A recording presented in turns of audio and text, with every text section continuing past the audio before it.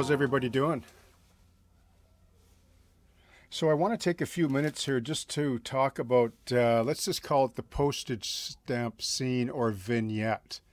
Like this is obviously a small little vignette within the larger whole of the scene that we model, right? Or, I mean, it could be just a standalone diorama or just a very small part of a larger layout. But I want to just talk about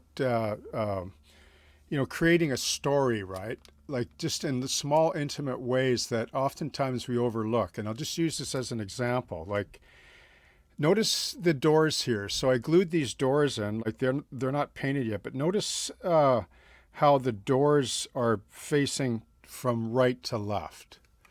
Okay, so I want to explain a fundamental rule that everybody does subconsciously, at least in the West, because we read from left to right. Okay, like we're not Hebrew speaking or Hebrew reading where we read from right to left, right? So it's trained into us. When we view a painting or a picture or a book, we go to the left first and then we go back to the right and then back to the left, right. Like it's just a natural thing that we do instinctively. We don't even realize it when we do it. And we do that when we look at a painting.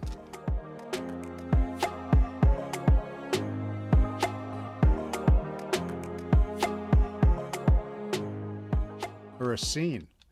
So if you point things from the right to the left,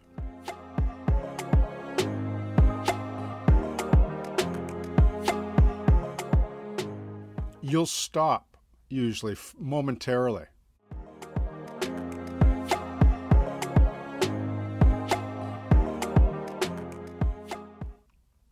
Like if you reverse the scene and had the doors facing from left to right, you tend to flow past, you'll miss some details. But when you run things that are against the grain of our natural cultural training of viewing things, it causes the viewer to stop. And many diorama masters knew this, like Ray Anderson, Francois Verlinden, Shepard Payne.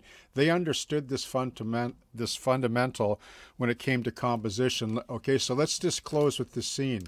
Okay, so here's a little bicycle that's left here. Right, notice how I turned the wheel a bit. I softened it with solvent, just to suggest that the bike was quickly, hastily left up, leaning against the building, and it's facing towards the doors, when in turn, the doors are facing towards the opposite way. So it grabs the viewer. There's something going on here. And the fact that they're white, too, helps me to point this out.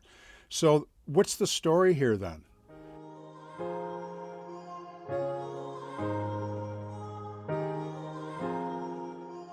Well, let's make one up. So this little guy, right, he's, 8, 9 years old or whatever. He comes from a single parent home, a mother that's, struggling. And on his way home from school, he stops in the back alley by this diner. He slips into the back door here, which is almost always open. And there's a refrigerator on the other side, and he grabs a block of cheese. And then he goes home and he gives it to his mom and they have macaroni.